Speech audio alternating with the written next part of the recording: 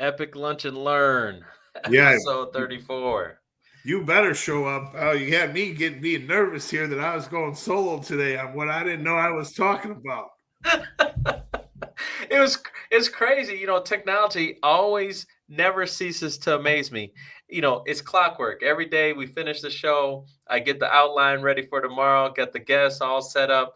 I do all the reminders, the descriptions, and then I come on today, and then it's blank up top on my screen where it's like to go live, as if I didn't set anything up. I said, what happened?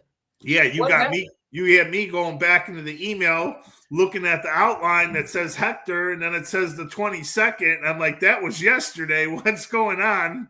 Yeah, I don't know. Maybe I put the wrong date. I don't know, but I am here. Vince is here. Hector will be joining us shortly. He's dealing with some clients right now that kind of came in at 11:45 for 11 o'clock appointment. So you understand that. Yeah, we know how that goes. I had that problem yesterday. Been there, done that. So I said, hey, my friend, no worries. As soon as you get done with your client, go ahead and let us know and just jump on so we could talk. I figured today would be great to talk about Texas and talk about, the big, great state of Texas. Hector's a realtor and an insurance agent, works for Allstate. And I thought that would be really just nice to get his, get a perspective of a different market. 100%. Yeah. Just what he's going through down there, what we're going through up here. Obviously, some of the challenges. I got some stats. I love my little numbers and stuff like that. I got, but to piggyback from that conversation, we had a great conversation yesterday, and I was talking to a client in Naperville this morning, and I thought it was interesting. Where, here it is, the client has a house. House is worth about $325, owes about $130,000. Okay, so $325 is the value, owes $130. $200,000 in equity. Yep, and the house that he has is too small. Sure. At the end of the day, it's too small, and so now he's at this situation of saying, "What do I do?" So he wants to buy a new house, and and he's looking at new construction. And I'm like, okay, now in that neck of the woods, you're talking about 700. Yeah, I mean, I was going to say 5, but let's call it 7, right? I mean, yep. Okay. And he understands that, and obviously he makes a good living. His wife is working; she does well for herself. And he's like, okay, what, the $1 million question? What do I do with this existing house? And so he's like, hey, my mortgage payment is only $1,300. Average rent in the area is $2,500. Should I just go ahead and rent this out? I'm making $1,200 a month. Well, so let's look at that. Let's take that 12 and call it 9. Okay. Right? Expenses. So let's just call it 9. Now take that 900 and let's say he puts 5% down on the $700,000 house, right? Because we can do that in a conventional world, right? Sure. You can get away with that. What's that P&I payment? Let's call it 6.5. And then let's take the $900 to subtract it, and then that would technically be his mortgage payment on the new house. Got it. So you're using the rent roll from the investment property to offset your primary residence because you want to move up. I know you got a calculator in front of you, so correct. So take that down. Of course. 700,000, 35,000 is the down payment. Make it 660. Okay, 660 a loan amount. As the loan amount, 6.5%. Could be lower, could be higher. Let's take a conversation. 6.5. What's the P&I? All right, 660. So you're looking at P&I is $41.71 at 65 cents. Take the $900 now down. So what is that? That's minus 33.9, so 3,200. There's his actual new payment without selling the other house. Correct. And then obviously he's getting the performance of the equity appreciation on both properties. Correct. Okay, but now you need essentially $140,000 of year in income to qualify for both of those payments. Yeah, roughly 4 times how much money you make is probably about right. And then not having anything else. Taxes on a $700,000 house is going to cost them about $800 to $900 a month. Mm-hmm. And we didn't talk about MI, assuming the great credit scores and everything in that area. Traditional MI could be cheap, but at that price point, MI is expensive just because of the payment factor. You may want to take the one-time buyout and do a lender-paid MI through some seller concessions and eliminate the mortgage insurance. If you want to eliminate, you can look at a lender-paid scenario, or you could put 20% down, which is $140. Yeah, but where's it getting the 20% from? Well, what he was thinking about doing was interesting. Was he was looking to do a cash out refinance? Touch some of that equity, get some of it out. But then he's going to lose the low rate that he's at. Correct. He was willing to lose the low rate. That doesn't make sense because you're losing the cash flow on the rental. He'd lose the cash flow if he could potentially get some money out. He wanted to take care of some things as well. He had some other ideas he wanted to take. But yeah, that's what he was looking to do. So it was an interesting conversation, trying to figure out what's the best method, what's the best way, how to handle it, so it was interesting. And then you're gonna hear me flip back to yesterday. He's leaving $60,000 on the table by not selling it. Yeah, because right? By not selling it, you're leaving the $60,000 on the table. I think he was just playing around with numbers. He wanted to say, what if I took the 80% of the 325 and that was like 260, and so then he could have 100, let's just call it 120 in his pocket, right? I got $120K in my pocket. Now I can put maybe 10% down on the $700,000 new construction, and I still have some money left over. Maybe to fill reserves. Maybe in his situation, he didn't have all this, saved up per se. This all kind of came abruptly. He's got 3 kids living. So a lot of stuff is going on where it's just like, whoa. I want to make this move. I don't have all this money, but then to your point, it would eat up the equity, and then if he's eating up the equity, what do we do and how do we handle it? Yeah. I mean, and obviously if you're going to put down 10 and you can get away with putting down 5, wouldn't you want to keep the 35,000 for your pocket at that price point for what he's saying? Hey, I want other things. I want reserves. I want to make sure I have a safety net. Kind of like what we talked about. Hey, it's okay to use your equity and kind of reset, feel what that new payment's going to be like. Knowing interest rates are going to go down in the next year, knowing it's new construction, so there's a couple other moving pieces there. Again, I'm always going to be on the fence of the limited down payment, especially when you're talking about high priced housing in that avenue, right? You have the money. I would just keep the payment at the highest possible, keep my money.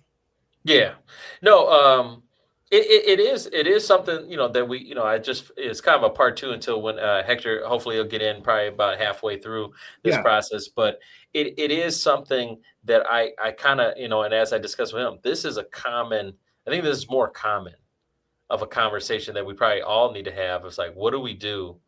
Do we keep the asset? Do we sell it?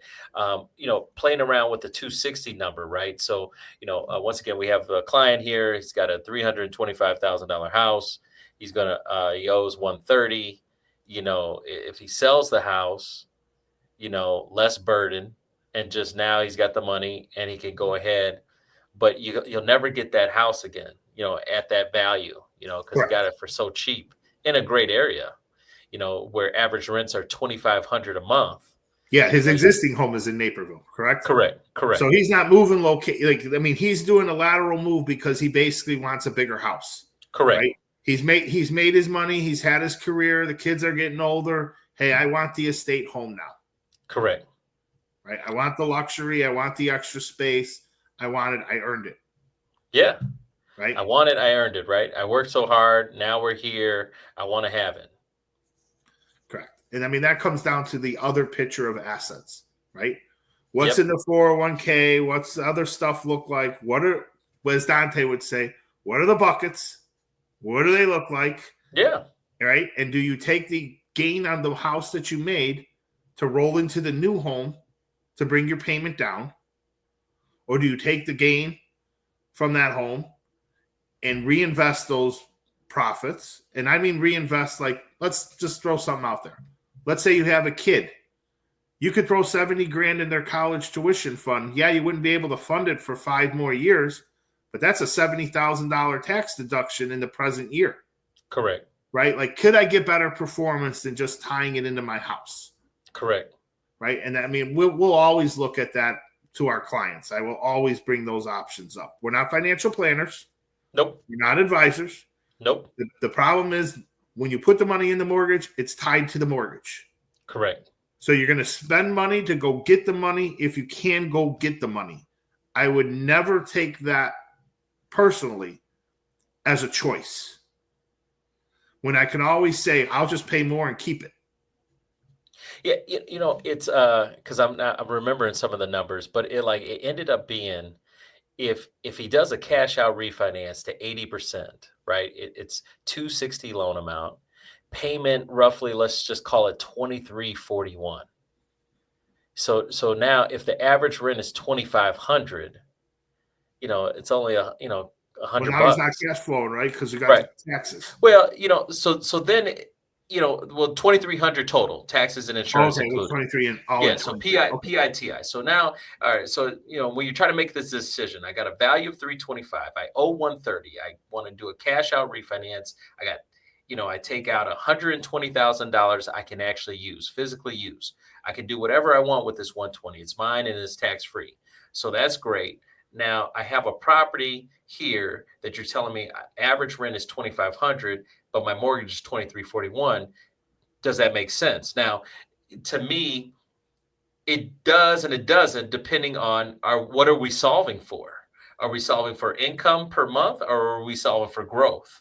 Can you manifest this 120 and double it? Can you 10x it? Can you double it? Can you, where are you going to do with that money? Then it does make sense, because, hey, at the end of the day, the tenant is going to be paying this $2,300 mortgage payment, not you. And that's the whole concept of just leveraging and keeping that asset and using it as a wealth building machine. We talked about this on one of the first episodes we did about buying the bigger house, and you're gaining the 4 or 5% appreciation on the higher value home than keeping the current home, right? So correct. you kind of can play that into this a little bit. And the other thing I would also look at is investment properties need to be traded at certain points in time, because you've made so much capital off of your initial investment. I know that may not make sense on the grand scheme of things, right? But when you look at everything in a financial picture, if you're truly a property investor, you got peaks and valleys, right? Correct. And there's nothing wrong with taking some of the profit off the table we're in a peak market in that sense. Correct. Are you waiting for something to come down? Because all it can do is come down. Because it's not going to go up to the pace that it went up. So does it make sense to cash in the chips? Sure. Again, we can, as you say, there's no wrong or right answer. Yeah. No. But to me, that's what it is, because you could always go buy another investment property. Yeah, and just the buy-in. Is the buy-in different now, right? I mean, to what he bought, that townhome, is the buy-in different now, where it doesn't necessarily make sense? Does it, it's like, oh man, maybe that, to the point, what is the value of that townhome? The townhome is now $325. I was listening to Dave Ramsey this morning. There was a bunch of clips of Dave Ramsey floating around, and it's probably based on our conversations. The big brother is, giving me all this stuff in my feed. And we don't pitch 15-year mortgages all the time. We only do it to certain people. Exactly. But, this guy was like, hey, Dave, I'm seeing all of my friends, buying real estate investment properties. What do you think should I do? And he's like, well, I'm probably going to be a little bit different than your friends, because when I buy real estate investments, I pay cash. And so what I did was, and I'm like, come on, guy, you had mortgages. That's why they That's why you foreclosed want. on you. That's why you had the problem in the Yes. early '80s that you talk about. Yes. We've been there. We're listening. Yes, like come on now, but to where he is now, of course. But he was like, I saved my money in the stock market.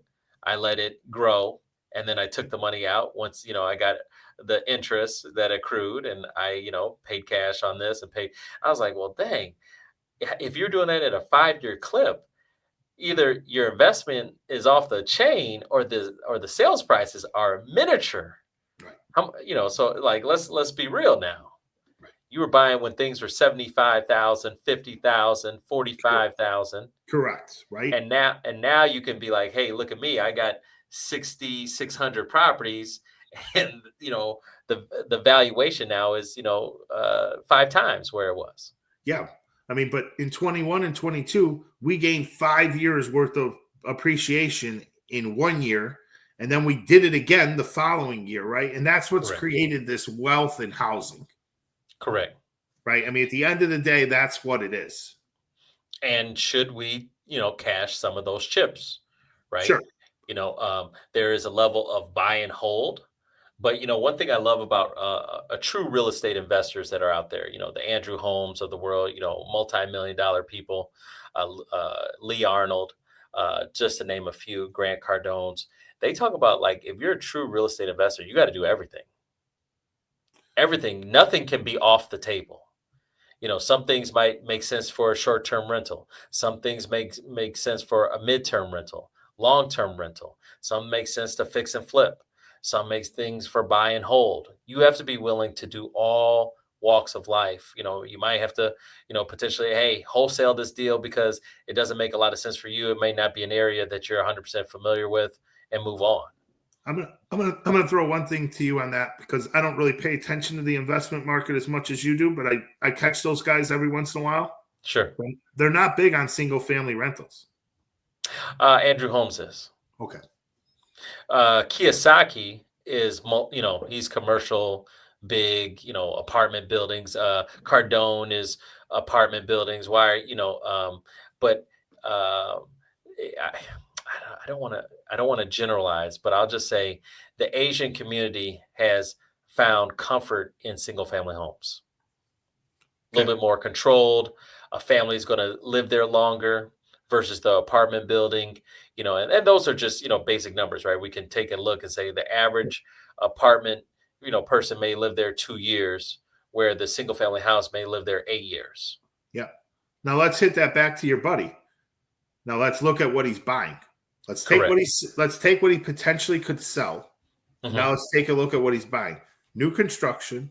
Correct. In a great area in the state of Illinois. Correct. Gonna see appreciation just based on the builder leaving. Correct. So does it make sense to sell and put all the money into the new house? To bring the payment down.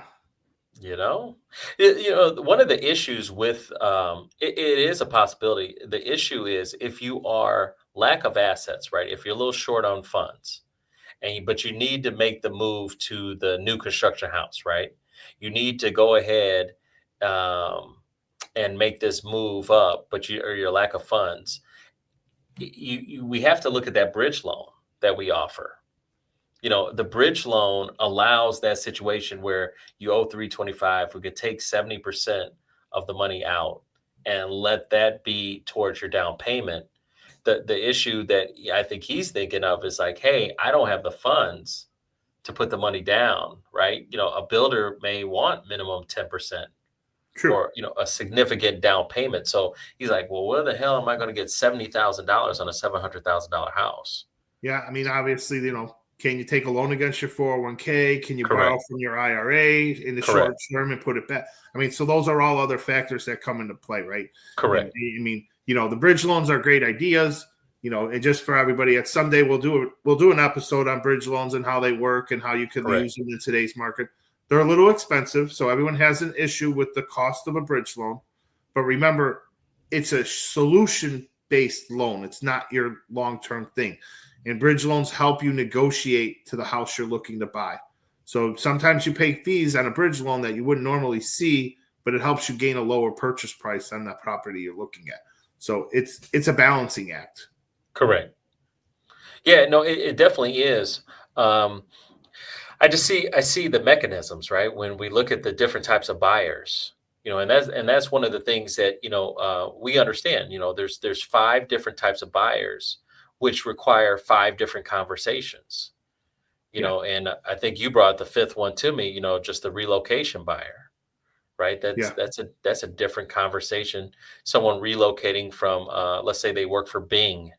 We have a office downtown for Bing. One of my buddies works there, and there's potential, like if he wanted to, get another position in the company, he'd have to relocate to Seattle.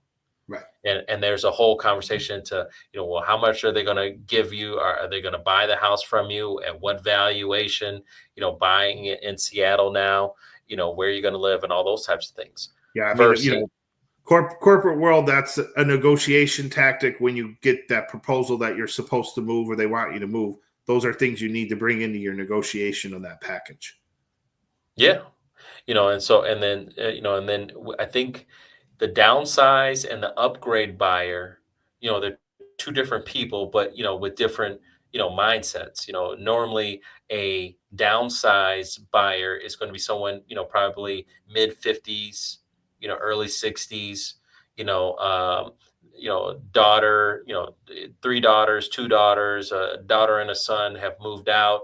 They're either established in college, looking good, or, hey, great news, they got their own job, they got their own, situation. Yep. We actually helped a buyer last week, prime example, where, basically it was probably long overdue. And that's why her daughter and her son-in-law kind of said, Mom, you got this giant house, 5 beds, 4 baths, and you live in, beautiful part of Naperville. You don't need all that, Mom. You're only living in 3 rooms of the 7. So what Correct. are we doing here, right? I mean, what are we doing? Right? Right. What are we doing? All your friends have moved out of the area. You don't really know a lot of the new couples that are coming in. So you're kind of ostracized a little bit. Why don't we, get you out of here? Mm-hmm. And so that's what we did. We helped her move into a 55-year-old community. And she went from a 2-story to a ranch, probably. Correct. And some of those things are structured great to still have the space you need and still have the ability to have company, right? Exactly. Exactly. So, I mean, those are opportunities, and those are things that we can 100%, do. And those are conversations that we can have, because that's downsizing. Yeah. And, luckily, she had her own funds. She didn't need a bridge loan, but that was on the table. It was like, hey, if you need a bridge loan because your property's free and clear, her house is going to, once it sells, she's going to net, over, $500,000 to $600,000. X amount of dollars, then you go to put it to work and you restructure the deal when you have everything available. Correct. Right. Like when everything settles and you make your decision, now we come back and look at all the financial pieces of it. Exactly. But here's the immediate. The immediate is you have to sell and you have to buy something. So the bridge is the fastest solution to that. Exactly. I know we got and it gives you 1 year, right? Because I mean, part. We're gonna hit. I mean, just because Hector's gonna come in, maybe hit the question about rate a little bit. I don't really want to say to the buyers in Texas, because I don't know the Texas market as well. I mean, obviously, we see builders giving great discounts in today's world just because of inventory and supply. My take on rates is the same. The 10-year's got to get under 4%. We don't want to see it go above 4.20, which we're basically sitting in those ranges. And then the short term, the rate doesn't matter, because next year the rate's going to be lower.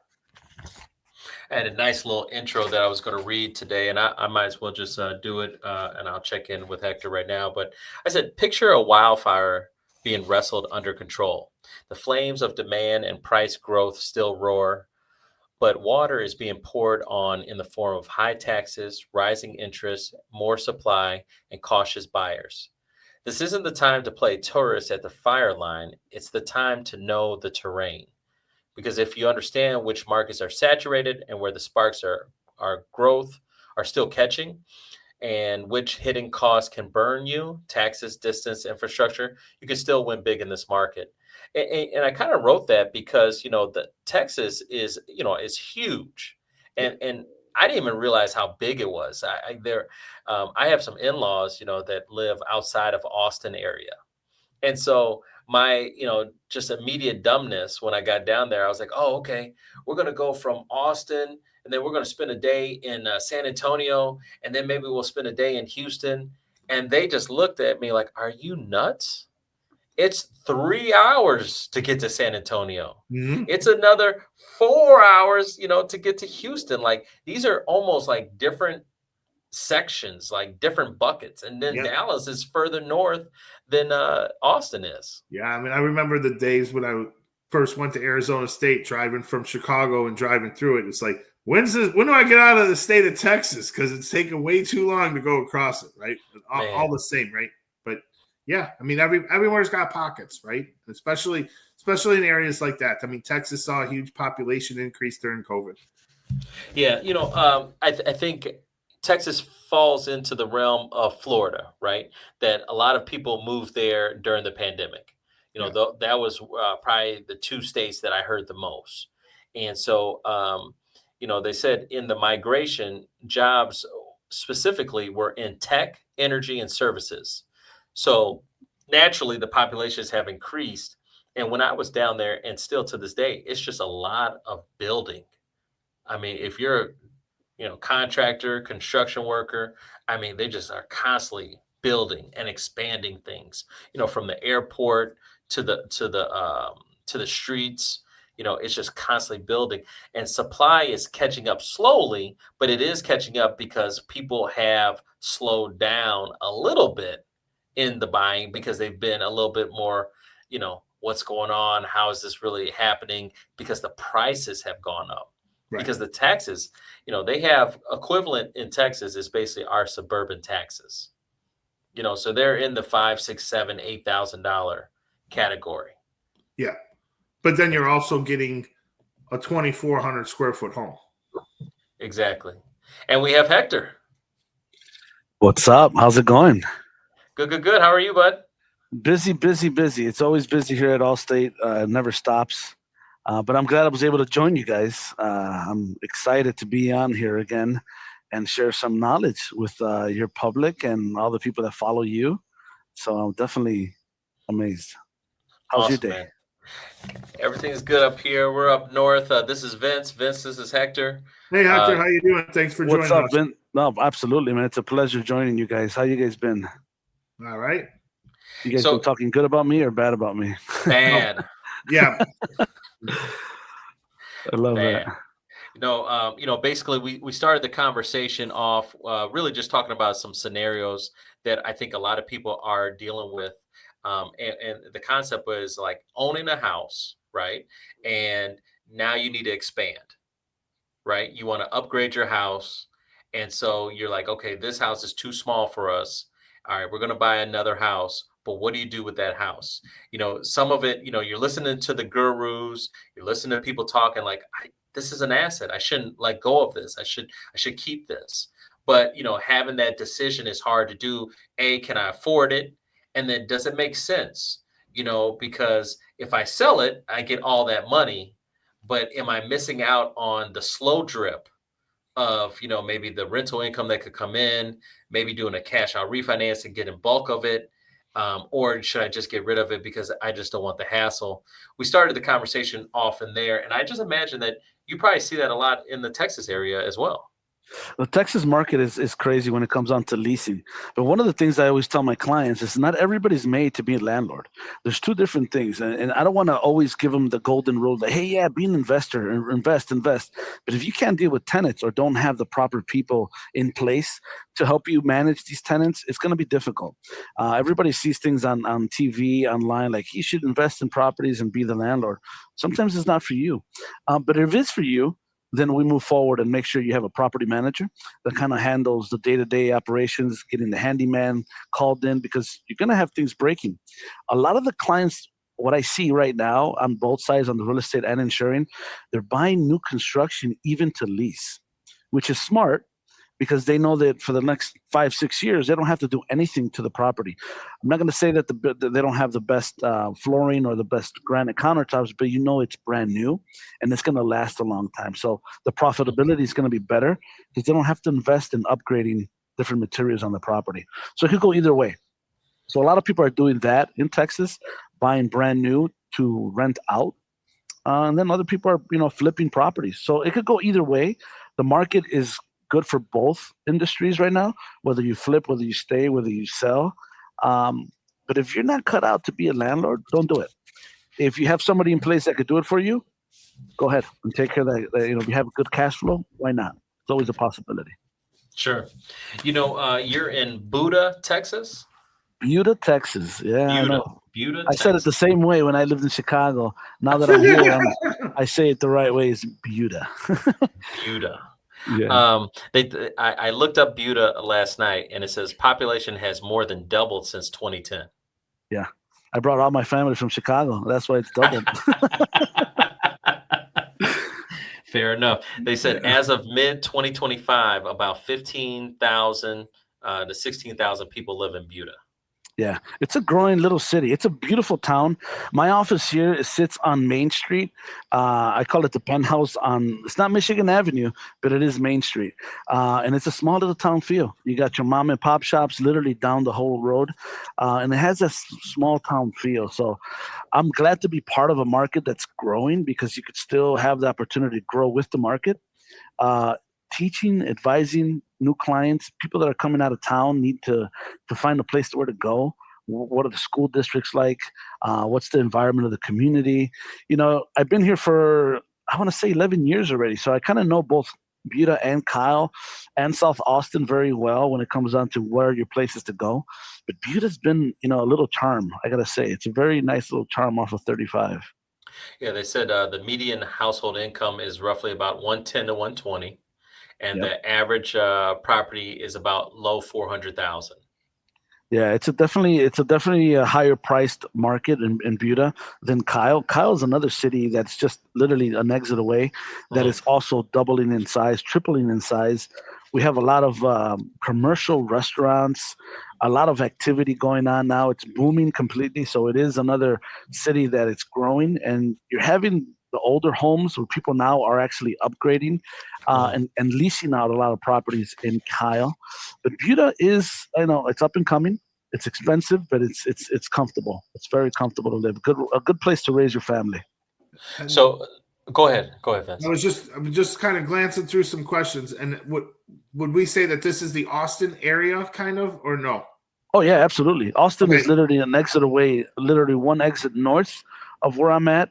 But yeah, it's an Austin area, South Austin. I mean, if you really have to go into Austin, good. If not, you have everything in Buda, all your stores, schools, everything you need for shopping, convenience.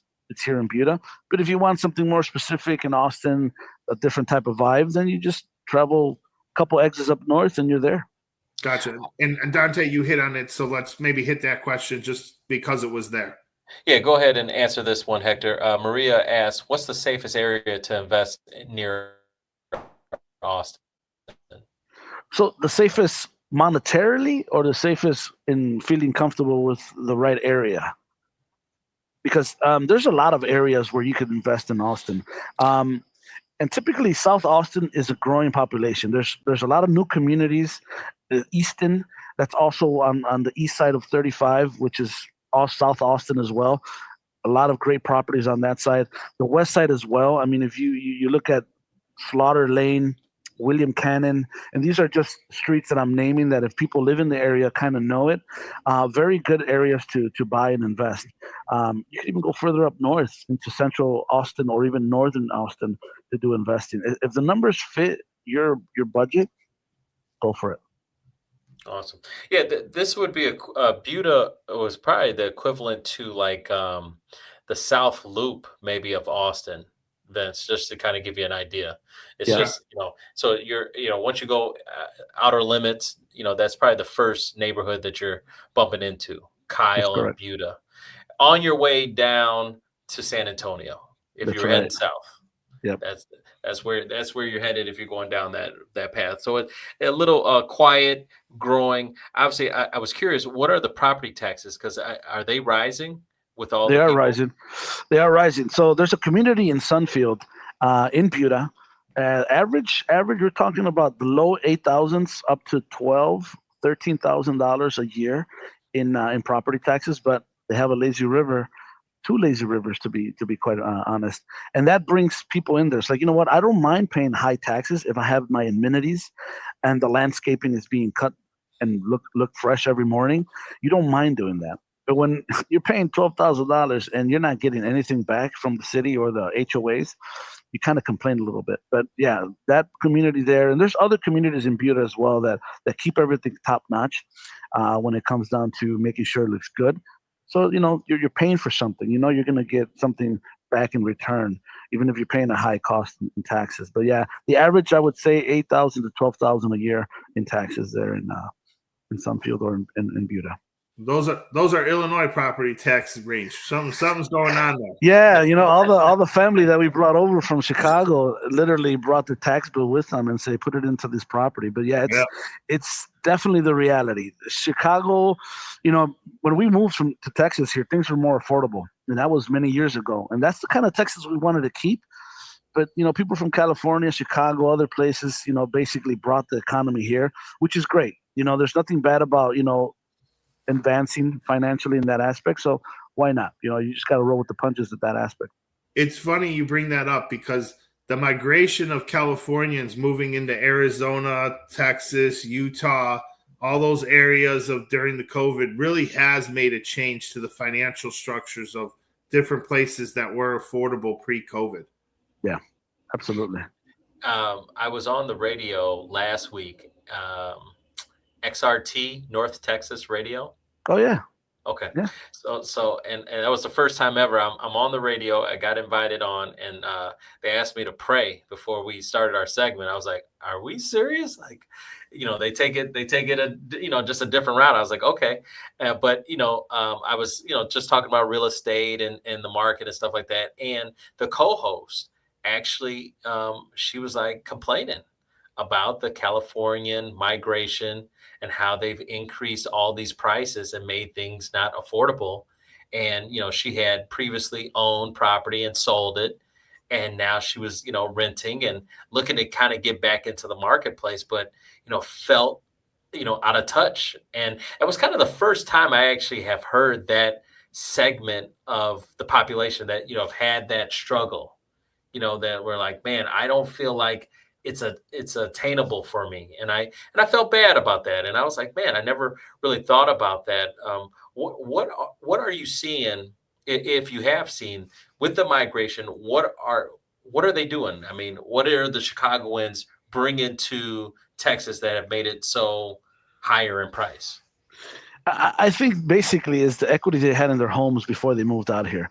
They were able to buy homes cash or put a large amount of money down to be able to afford this. So that started injecting money into the market, which then obviously made things go up. And unfortunately, it's like every city that's the demographics are changing. The people that are complaining are the people that are getting to that older age where they know they're not going to be making more money and things are getting more expensive because things are being injected the right way. So they feel like, wait a minute, you're kind of driving me out of this neighborhood that I used to live in for many years.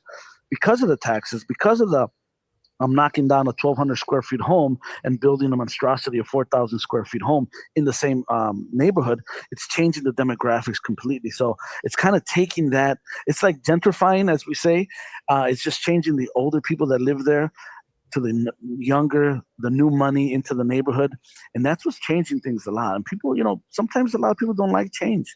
They're not good with it. And that's why they blame the Californians for it. But it's like, if you're set up right and you could still maneuver within the economy and grow, then that's a plus for you. Me, mid-40s, why not? Bring some more money. We can make more money. There's more opportunity for us to grow and leave some generational wealth for our kids, because that's who you're kind of paving the path for. My nephews, my kids, and everybody else that's behind me. So I was yeah, because in my head I was like, are they saying, hey, these roads need to be, with asphalt? Are they saying, hey, we need to have this ice cream parlor? I was just wondering, like, what amenities, if anything, are they bringing that changes the whole perception of just the economy down there? I mean, literally, you put a Starbucks or any type of coffee shop on the neighborhood, and it changes things dramatically. You make that mom and pop shop into a nice breakfast stop, whatever it is, it's changing it. It's going to change it automatically. You're putting those storefronts in front of those neighborhoods. It's going to need growth. It's going to need better people to pay for this products that they're putting out there. So it's definitely changing the neighborhoods, and that's what we saw in Chicago back in 97, 95. If you remember, Dante, that was what's happening. It's happening here now. Kind of to touch on this, it kind of goes back to what we were talking before Hector joined. I mean, granted, we were talking it on a lower scale, but people in California are cashing their chips in. Yeah, that's what they're doing. Right? Definitely. Kind of like the same thing with your buddy with the property in Naperville, right? The Naperville area could be considered the California of Illinois. It's not the same gains, but there's such big gains on those houses out in California that you're almost forced to cash in those chips. Yeah. And that's always one of those interesting questions. I mean, I'm not there yet, but on a retirement, do you cash all your chips, sell everything, and just relocate to a lower cost area, with amenities of like a lazy river? Like how cool would it be to, live in Buda with a lazy river, and you're like, oh, 400,000, I'll just pay cash for it for the sale of my house up in the Chicagoland area. Yeah. Not only that, right? Texas is a reduced tax state for state taxes versus California being one of the highest. I mean, bad example, just one extreme to the other, but just kind of the conversation. Well, we've seen the relocation, right, from Elon Musk and Joe Rogans of the world. I mean, they relocated. Yep. And the thing too is not just running into a neighborhood and buying the cookie cutter home. People are buying land. Something that you can't do in Illinois anymore, maybe not even California.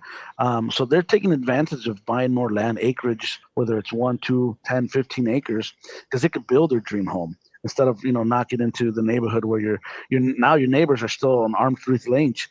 You wanna have some more space. So people are taking advantage of that, and you don't need to drive too far to get acreage. I mean, you're probably maybe 3 miles away from 35 to get to some land. Versus Illinois, I mean, you got to go central Illinois to find some land that's affordable nowadays. That's so funny. I was talking to a lady down in Georgia, and she was trying to help her cousin buy a house in Chicago. And she was saying, you need land, you need space. And so she's like, we need to find something so you got space and we can build something, a new construction. And I was like, okay. Is he ready to live in Yorkville? Is he ready to live in, Moline? Yeah, something like that. I mean, it's like, where are you going to get land in Chicago? Like, man, it's already been built up, lady. You get a quarter of an acre for $200,000. That's basically what you get.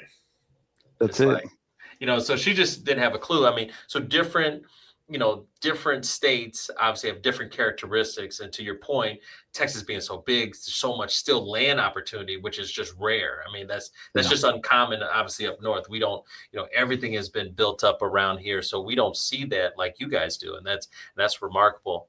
And then talk about, obviously, let's talk about insurance a little bit. What are we seeing as far as insurance prices? Now, Buda, are you protected, obviously with the hurricane season comes in, or do you guys get some after effects on that? So we actually are protected in this area. Central Texas really just gets the aftermath of the rain and the cloudiness, but the real big areas is Houston, Corpus, Galveston. Those are the areas with higher catastrophe levels that is hard for insurance companies to insure. Allstate does do insurance in Houston, but they kind of cut it off after getting to a certain point in Houston because there's a lot of risk. We do have insurance companies that provide the wind and hail or the tornado or the hurricane insurance, and we just obviously broker out and make sure that they get the coverage they need.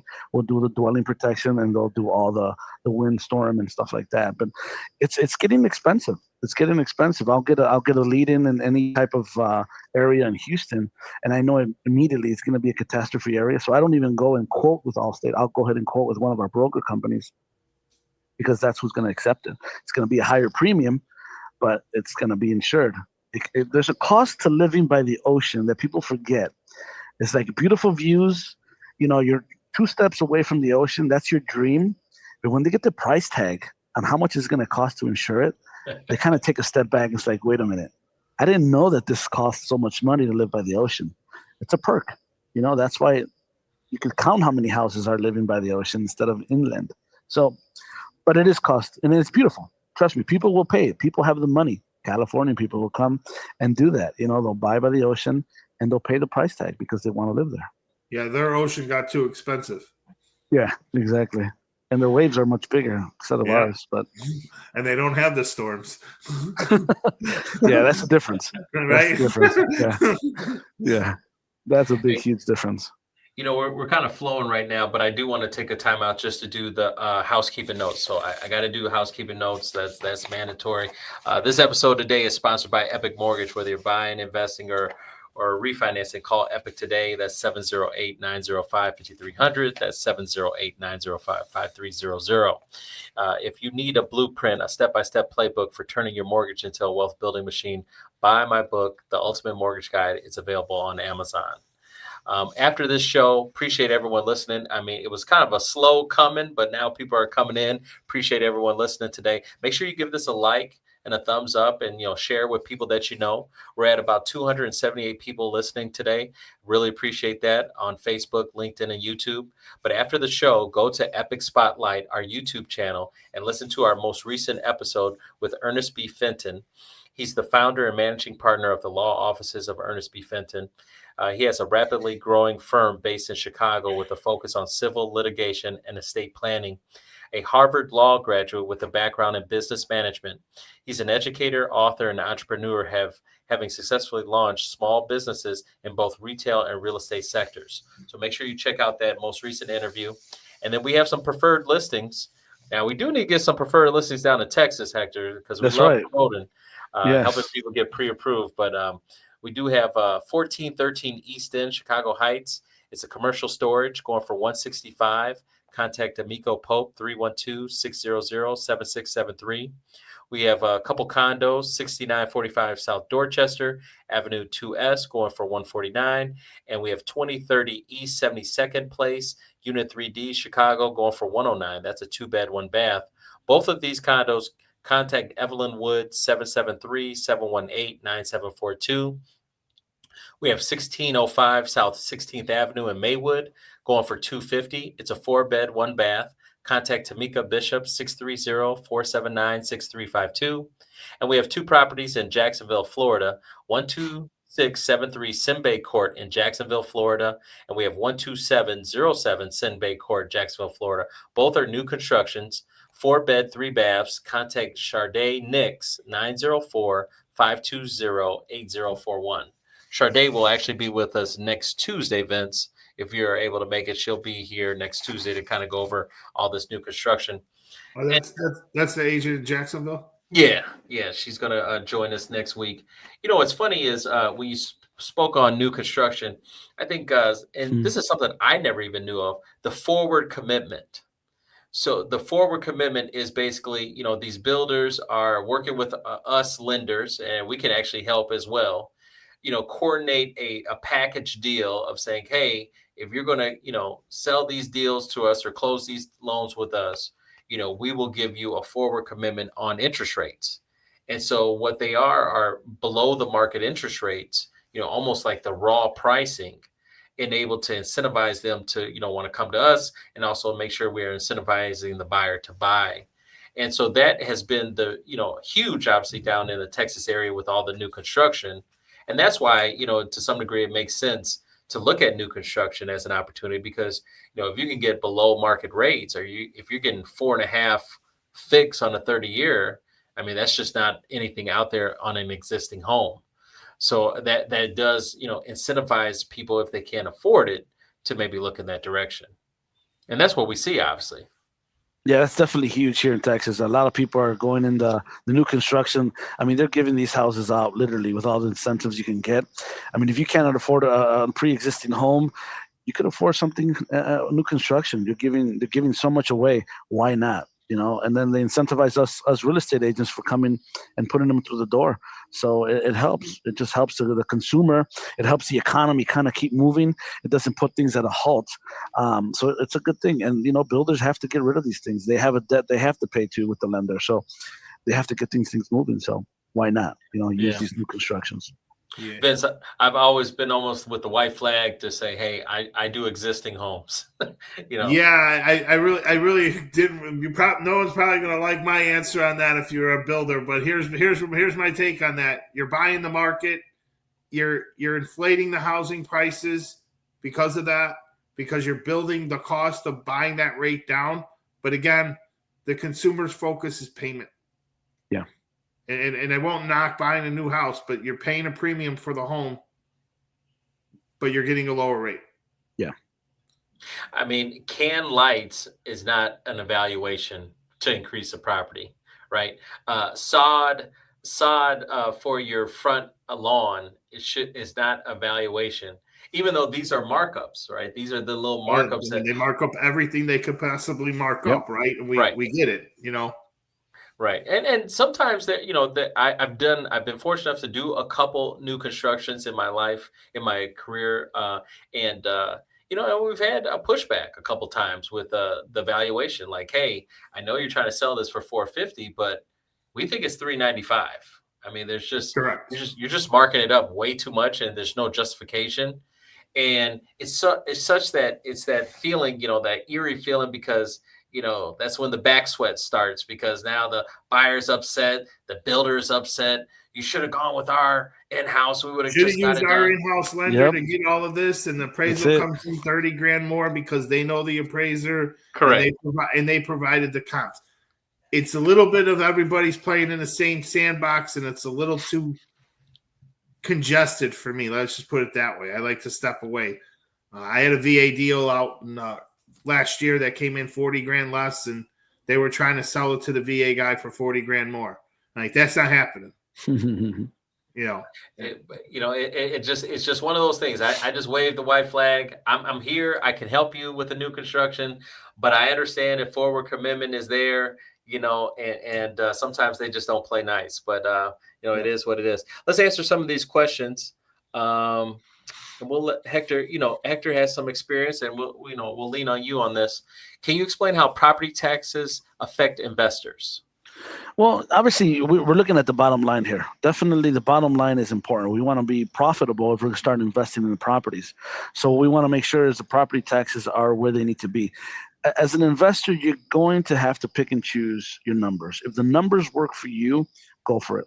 Sometimes we forget about the insurance. We forget about the taxes. We're looking at just raw numbers. This house looks great, but the tax in the area is a little more expensive. As an investor, you're going to figure this out. If it's well worth my time to pay that high tax, or if it's not. If the numbers work for you, the numbers don't lie. Yeah, I think that's a great point. You know, PITI, right? We got to look at the PITI, which is your principal, interest, taxes, and insurance. You got to look at the whole payment. And if you're looking at investing in condos or townhomes, you got to look at that associations, because those always continue to rise on a year in, year out basis. So you have to factor that whole payment and make sure it makes sense for you. And everyone's, you know, and that's, I guess sometimes that's the hard part. Everyone's number is different. You know, we were talking about an example where potentially if you were renting out a space and you were only getting $150 a month, is that a good deal? You know, and that's kind of one of those situations. That might be a good deal for you because you say, hey, I can leverage, but it may not be a good deal for everyone. Yeah. All right, let's go to the next one here.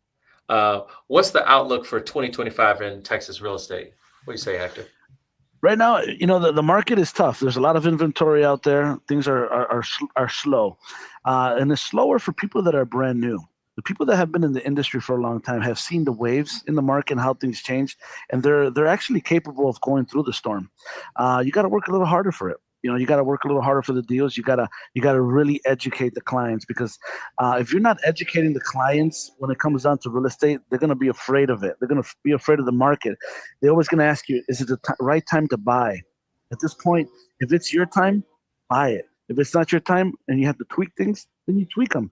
The time's going to come. But I think we're heading into the right direction, finishing off this year with the rates being a little bit lowered, which I think it's great that they did them in a small portion. We don't want to get too crazy, because then the market gets all off. It just messes everything up. So I'm looking at ending at a smooth track in 25, but I know 26 is going to be good. So looking forward to that. As far as here in Illinois, as you know, we have to deal with what is called winter. And you don't really get that too often. So we tend to kind of slow down in our real estate purchasing levels from November to March, because it primarily, unless you have to move, it's kind of cold, and we might have an early winter. So I was wondering, when's the hot season for Texas? Is it when is it? Is it too hot to sell in June or July? Do you get more transactions later in the year? How does it work? I'm always going to base myself on the school year, academic school year. People are always going to move when it's time to move. I need my kids to go out of this school district, the bus line. Everything makes a big difference when you have kids and they're going to school. So I look at the biggest time, May, June, July are big times. Now, we also have to think about the university. A lot of investors are renting out their properties, and they have to end the lease by the end of May, because they want a new tenant to come in that's going to go into the UT University to actually start leasing these properties. So the UT has a big influence on that area in the market.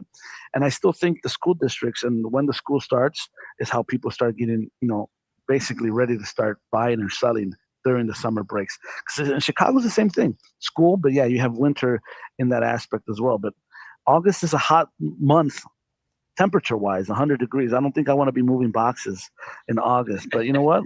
If I got to move in, I got to move in, so. Yeah. I know like in Georgia and Florida, they tell me that, a lot of their busy season actually is the fourth quarter, because now, all the humidity is down, and so it's just more, I'll deal with it now. And they don't care, maybe there's a lack of care of the school system, but yeah, I agree. School systems really do dominate just overall how we move and when we move. Yeah. All right, let's go to the next one here. What should investors look for before buying rental properties? Location. Let's look at the location. Let's look at how many people are renting in that area. You have a market that there's a neighborhood here in Kyle that you see a lot of people renting their homes. It's just they're easier to rent. They're smaller properties. They're not 2-story. They're 1-story, 1,500 square feet. Those are ideal areas to rent in, because you buy those properties. They're easy to maintain. You don't have to rebuild a 2-story building. You could just rebuild or literally rehab something with a smaller scale of footprint. So looking at the smaller scale footprint is better. Even with the insurance world, a lot of investors, I see a lot of people buying, these smaller scale properties. I would stick to 1,500 to 1,800 square feet in property, because it's easy to manage, and it's easier to get a tenant with a 3-bedroom, 2-bath. So that would be something that I would always look at in trying to rent some properties out. Got it. And let's finish up with the last question. And Adam, if you're listening, please come back tomorrow. We have Matricia Jackson on. She's a real estate agent in the Chicagoland area, and that's what she does, is focus on real estate investing. And so I know she's going to bring a lot of energy and a lot of information tomorrow. So make sure you check that out. And the last one we're going to finish up with: how can buyers compete with cash offers right now? What do you think? Cash offers are good, but they could dictate a lot, because the process is going to be the same, no matter it's a cash offer, if it's a bank offer. But sellers are desperate to sell. So if you have a cash offer, they know it's not going to take 45 days or any contingencies at closing. They're going to know a cash offer, all we have to verify is title, and let's move forward. So cash offers are tough. You got to outbeat them, but sometimes cash offers might drain you, because you think you're going to get the best deal. Sometimes it's not the best deal. Sometimes because the wiggling the cash, it's going to happen fast, but it's not. Sometimes a solid A buyer comes from a lender. Just want to throw one thing in there. I mean, it's not the same, but the bridge loan helps you negotiate against cash. There you go. Yep. So I mean, we talked about that earlier. So just kind of want to bring that into the circle. Yeah, we have a bridge loan, Hector, that allows us to basically do a cash out refinance on someone's existing property, and we could take 70% of their value, obviously paying off their first mortgage, and then we can use that 70% as the down payment for the house that they're looking to buy. And they don't have to pay. There's no payment on the bridge loan. It's a 1-year balloon, so they have up to 12 months to actually pay that balloon off. So those people that are hoarders, those people that have just a lot of things in their house that they, is like, oh my God, I want to sell, I want to buy this house, but I just don't have enough time to get my house all situated and ready. The bridge loan allows you to have that time that you need to be able to do so. And so that can be, it's a little bit of a process, but it can counter and it definitely motivate maybe some of these potential sellers to go ahead and buy their new home right away. Yeah, that's a good offer there. Yeah, so it's pretty cool. So, Hector, why don't you give your contact information, name? Again, Hector Arroyo. I work for Allstate, and I'm a premier team for real estate. You guys can reach me at 773-862-8467. That is my personal cell phone. If you have any questions regarding areas in Texas, or where to live, where to buy, or whatever you need, definitely give me a call. Same thing with insurance. I know insurance rates are going up. Allstate is actually the first company, no lie, that have lowered the rates since COVID. So it's good thing to be on that side of the team, because Allstate's a big company and they're making a lot of changes, price point, because they want to make sure the consumers are taken care of. So definitely 773-682-8467. Man, Hector, we're going to have to do this again. Had a great time, great information, and then we'll dive in a little bit deeper on the insurance next time you're here, just to kind of go over this process. And yeah, absolutely. What do you want to bring up, Vince? What do I need to do? We'll just kind of wrap it up on here. Appreciate everyone listening. Appreciate all the questions. Keep them coming. We appreciate the audience. The plan is for me to be here tomorrow. I'm not sure if it'll happen. It is the plan, but we'll see how that one goes. I got some blood work tomorrow, so we'll see what time I get out of there. Understood. Everyone knows how to reach me. My email is vince@epic.mortgage, and my cell phone number is 708-359-8578. Always here to answer any follow-up questions. And again, awesome. Our offer is still there if anybody from our audience wants to join us next week. Yeah, definitely. No, we always want to bring on, guests that come on and let's have good banter and good information that can spread. And we're trying to learn as well as we can, educate as well. So hopefully people enjoy this conversation. Definitely thank you, Hector, for coming on. Obviously Texas, and I got to get to Buda. That's Buda, right. Texas. Buda, Texas. Beautiful, Texas. I got to get down there and check it out, but that's awesome. Appreciate you. And we'll definitely have you back on again. And I hope success to your business. And I think we're even actually working on a deal. That's right. We're getting some stuff done. So that's all that matters. Helping out people. That's right. Awesome. Hey, ladies and gentlemen, thanks for tuning in. Make sure you give this a thumbs up. If you're on Facebook, LinkedIn, or YouTube, tell your friends. We'll be back tomorrow, Wednesday at 12 p.m. Central Time for another epic lunch and learn. All right. Take care, everybody. Thanks, guys. Take care. Have a good one. It was a pleasure. Bye-bye.